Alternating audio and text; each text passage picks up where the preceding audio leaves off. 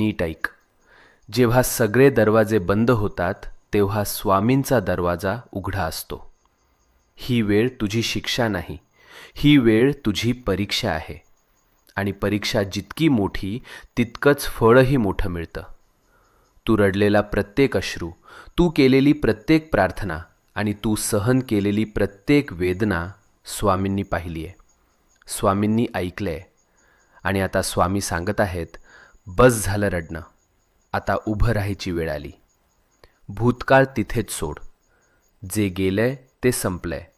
आता तुझं जीवन नव्यानं सुरू होणार आहे. नवीन संधी, नवीन आनंद, नवीन यश, सगळं तुझ्या दाराशी उभं आहे. फक्त एक पाऊल पुढे टाक आणि मनापासून सांग, मी तयार आहे स्वामी, माझं आयुष्य बदलायला तयार आहे. आणि मग बघ चमत्कार कसा घडतो ते.